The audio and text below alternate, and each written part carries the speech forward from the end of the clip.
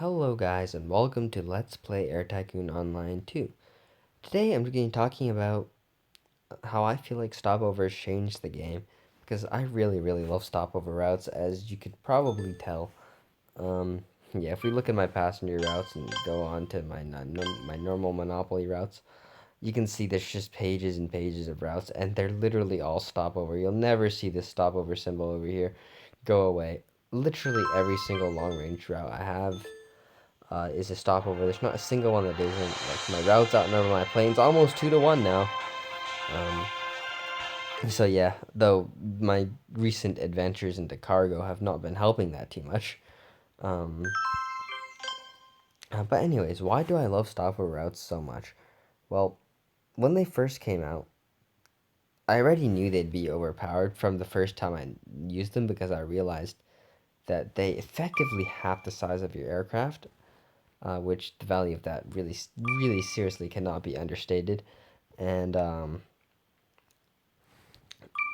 so I was like, yeah, that's pretty good. And then I kept playing, and then I started running into a really strange feeling where I felt like my normal non-stopover routes were getting in the way of my stopover routes. And then I kind of realized that I would consider, which I had never done before, starting a game not at the very beginning. So what I did the next game was I started the game in 1968. And probably by 1983 or 84, I was first place. Uh, so I started the game, what's called 9 years later than everyone else, who presumably was like occupying the first few positions. And in what's it called? In 13 years, so not even triple the time that they were there. Like, I was only there for like 60% of the length of time they were there, and I was already number one.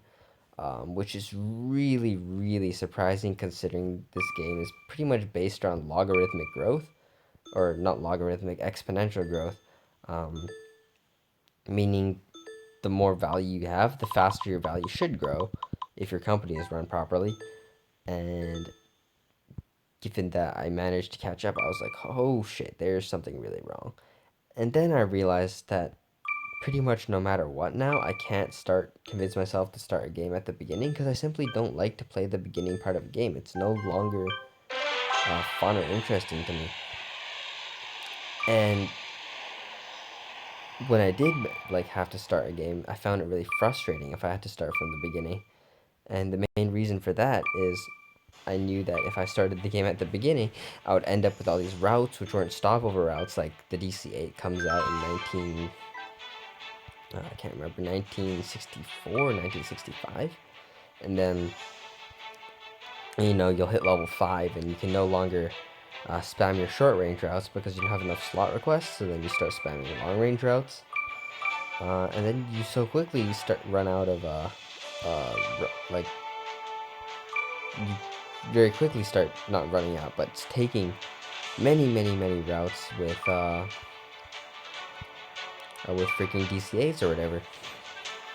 And unfortunately, all these DCA routes don't make very much money.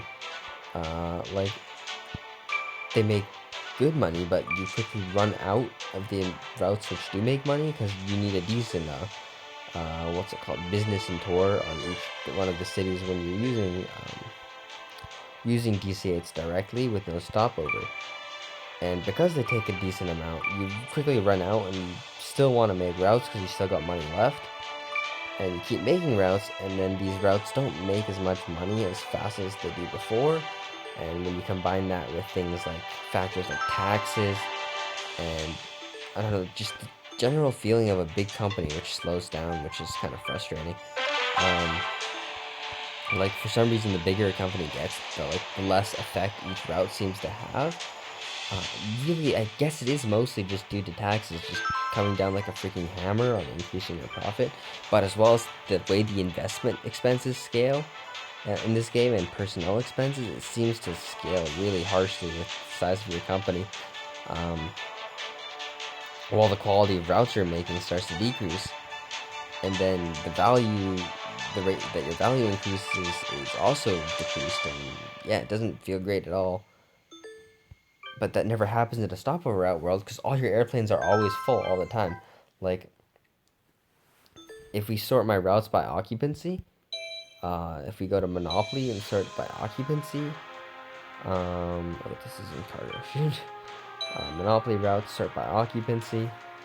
We have our new routes, which I made just a couple turns ago.